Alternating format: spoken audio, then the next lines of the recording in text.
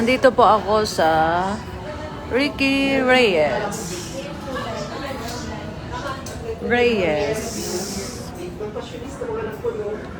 Para ipagupit ang aking hair. Ipapatrim ko lang po itong hair ko kasi matagal ko nang hindi na pa gupitan. Ito po. Ang pangit na po. Dry hair na ako.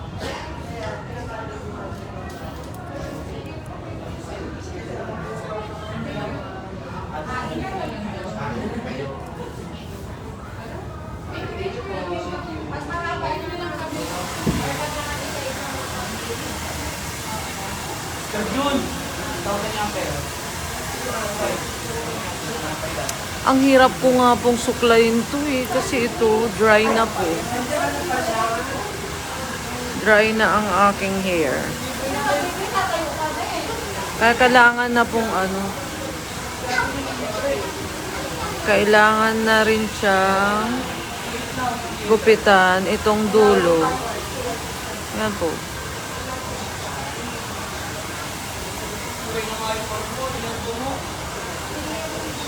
Kung tatanungin nyo kung magkano ang gupit dito sa Ricky Reyes, ay ganyan kuya, iba yan kuya. At saka guys, may nahanap ako, promote ko lang, sa mga dry ang hair, nahirapan pong anti-freeze. Ayan eto nahanap ko dito sa Reyes, Ricky Reyes. Kasi nahirapan ako talagang nilalive ko para alam nila. Yan ang ganda po. Di ba, hindi na ako mahirapang magsuklay. Tsaka yan, kuya, patingin nga. Ayan yun siya. Ito po, pang shiny. Pang shiny, Mabango? Ay, parang sosyalan yung Irap mo po siya. Amayan mo, ma'am. Ay, ang bango, kuya. Ay, ang bango. Sana may mailagay ka pa sabi. Hair ko balikan ko yung One drop lang yan. One drop? One drop lang po siya. Totoo? Tapos ikaw Ay, lang ako. Ang dami kong nauubos dun sa isang ko. Pero yan, ang bango. Bago talaga yan. Grabe. Doon may nahanap na ako. Ubusin ko lang. Ubusin ko pag umuwi ako ng Sambalit. Ilagay ko na lahat para bibilyan ko yan. May lalagyan ko na ito na. Upload na natin. Lagyan ko ng hair shine. Guys, ang bango talaga yung pang shiny ng hair. Ay, irigalo ko nga sa kapatid ko din, kuya. Kasi pag alam mo yung hair nila pag sa shampoo. Lalo sa mga ganito ng texture ng hair. Yan na kailangan na po yan. Oh. Kung hindi ka magpapatreatment. Alam mo, inaapi ni kuya ang aking buhok. Pero totoo, real talk talaga.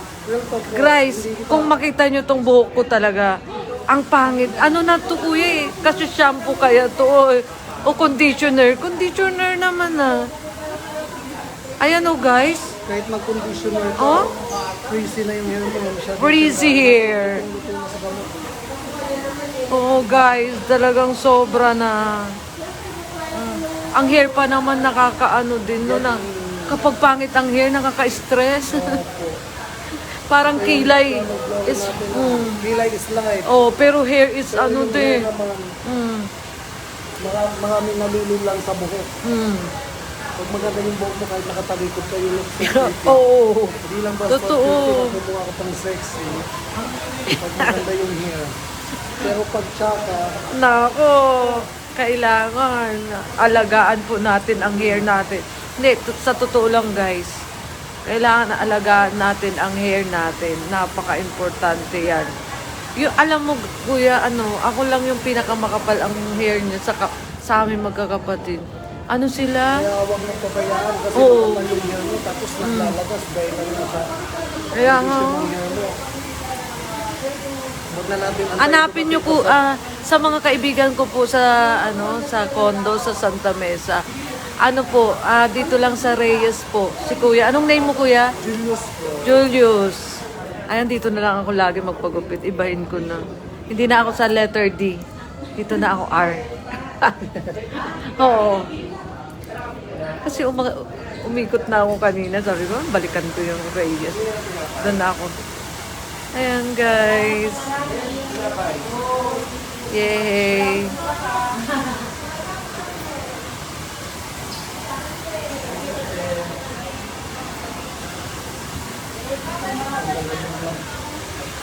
Mga split ends. Mga bearings. Ayun po yung binili ko. Kailangan ko po talaga yan. After mo daw po maligo yan, spray mo daw. Spray dito. Dalawa, tatlo, no? Sa likod. Ayun. Para kahit supply mo siya, Ay, so every time kasi susupply mo yung buhok mo, ganito yung kondisyon na hihinto siya, pipilitin mo siya. Pag pinilit mo siya, mapuputol siya. Pag naputol siya, doon na yung, yung mga tangles, split ends, kaya nga dry eh. ends. Diyan na po yung lalabas siya. Pag hindi naman siya naputol, magpo-falling hair siya.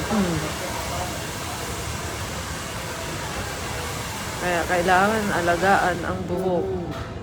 Huwag lang antayin pa doon, dumating pa sa point na maging worse na yung condition ng hair na mas lalo kang mapapagastos. Kaya nga eh. Hindi lang stress na yung bulsa, Oo. stress pa yung isip mo na. Siyempre, yung hair mo ay sumasakit na yung ulo mo paggising mo pa lang sa umaga.